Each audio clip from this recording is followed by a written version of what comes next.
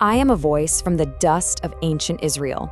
You know, for thousands of years, history has remembered the kings, the prophets, the warriors.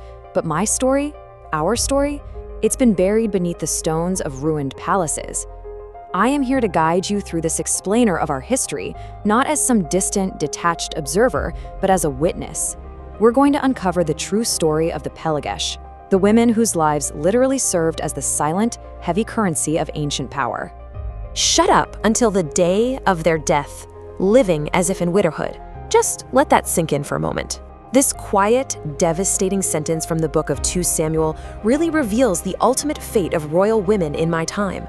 Behind all those glorious tales of valor and divine promises sung by the priests, there's this harsh, suffocating reality. But to understand how a woman actually ends up locked away as a living ghost in a king's palace, well, we have to start at the very beginning.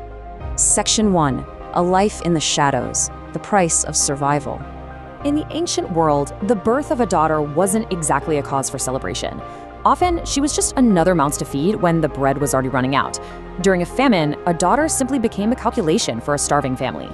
I want you to picture the rocky hills of ancient Israel around 1200 BCE. The rains have completely failed. The goats are so thin their ribs are showing right through their coats. Your father works a patch of ground that somehow yields less grain every single year. Breakfast is a piece of moldy barley bread so coarse it actually cuts your gums. And then, one morning, coins clink on a wooden table. You climb into a dusty ox cart, clutching a scratchy blanket, feeling every jolt of the wheels as you're taken to a wealthy estate in Jerusalem. Just like that, your childhood ends, and you're sold into service. What you become is a Pelegesh. Now, it's a word that's often just translated as a concubine, but it is absolutely crucial to understand the cold, hard, legal reality of that title. A Pelegesh was a recognized member of the household, sure. We were considered useful, right? Useful for bearing children and providing pleasure to our masters, but crucially, we completely lacked a ketubah, a formal marriage contract. There was absolutely no dowry held in reserve for our safety. We had zero legal protections. Stripped of our autonomy, we were, quite literally, property. Section 2. Property of the patriarchs and the laws of the land. To really grasp the vulnerability of the Pelegesh, you have to look closely at the legal structures that kept us bound. Everything in our world was determined by men and built for men. Under Israelite inheritance laws, the land ultimately belonged to Yahweh. Sure, but earthly property? That passed strictly down the male line. Daughters inherited absolutely nothing as long as there were sons. And if you somehow became a widow, you were often just discarded, cast out, and forced to return in total shame to your father's house. A woman's entire existence, her wealth, her shelter, the very food she ate, depended exclusively on male rights. Without a man to claim us, we were nothing. Even before the kings ruled over us, the prophet Samuel issued this incredibly chilling warning to the people who were begging for a monarch. He said, "And he will take your daughters." The arrival of royal power didn't protect us, it only magnified our vulnerability. It centralized it. A king's appetite for land, for wealth, and for women was completely insatiable. So it wasn't just the starving fathers trading their daughters anymore. Now, the crown itself demanded our bodies as tribute. Section 3. The outrage at Gibeah, the era of the judges. You know, even before the kings arrived, the era of the judges was a time of just brutal chaos. The outrage at Gibeah is a story we women used to whisper among ourselves in the courtyards as we ground the wheat. It's this terrifying cultural memory of what happens when the world loses all order. It was a doomed journey from Bethlehem to Ephraim.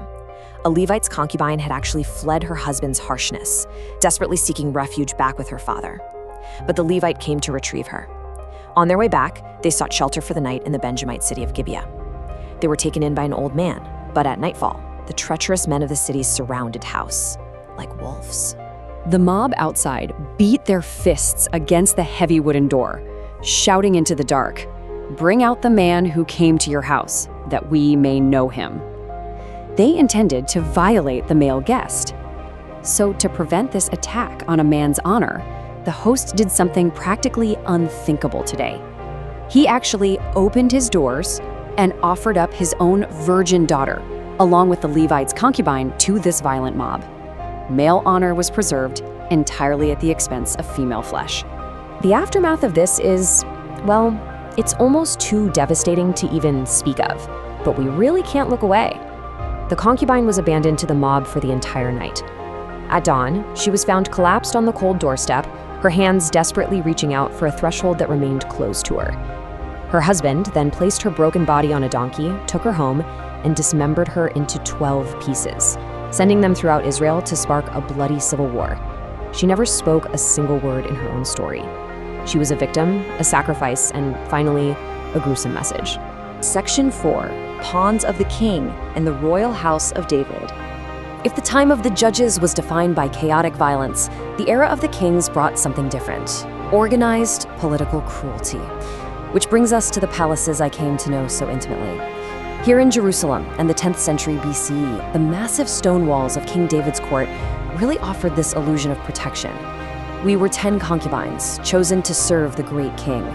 We walked through courtyards heavy with the smell of pressed olives, and we slept in the deep silence of the royal chambers. We honestly thought we were safe, totally insulated from the brutality of the outside world, simply because we belonged to the most powerful man in the kingdom. But that safety was a lie.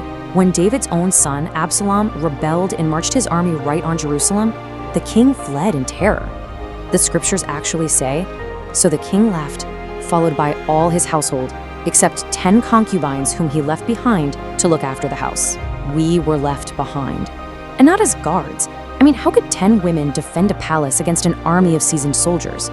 We were left as political bait. It was our first abandonment. We just stood there, watching the dust of his departing caravan settle, knowing we were entirely alone.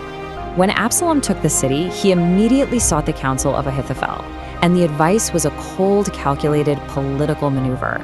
Pitch a tent on the roof, go into your father's concubines in the sight of all Israel.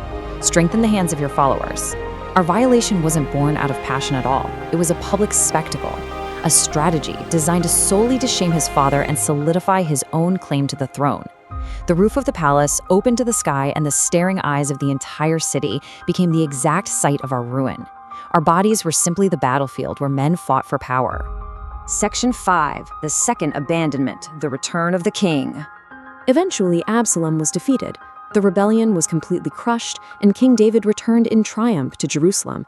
For a fleeting moment, as the gates opened to him, we felt this little spark of false hope. Our supposed rescuer had finally returned, but our reality was simply an exchange of one betrayal for another.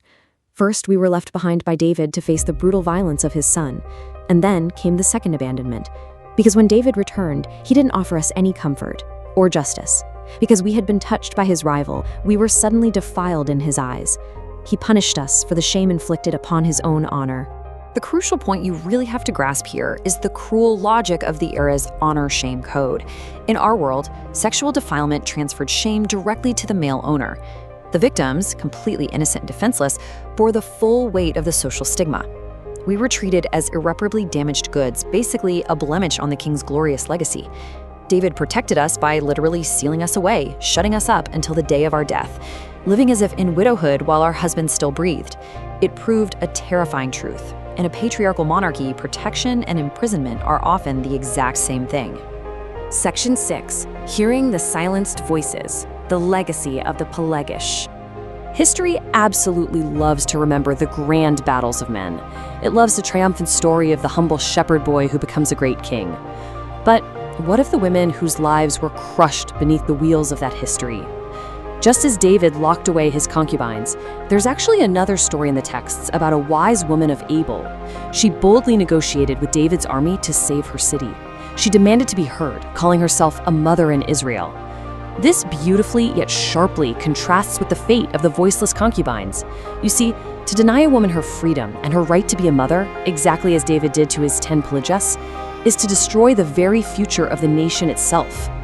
Which brings me to a question I really want you to carry with you today. Who bears the shame of history? For millennia, the victims, the concubines, the daughters sold for grain, the women left behind were made to bear the stigma of the violence inflicted upon them. But when we look closely at the texts, at the very structures of power that repeatedly used and abandoned us, it's time to shift that blame. The shame doesn't belong to the women hidden in the shadows. It belongs to the kings standing in the light. Thank you so much for exploring this history and for finally listening to our story.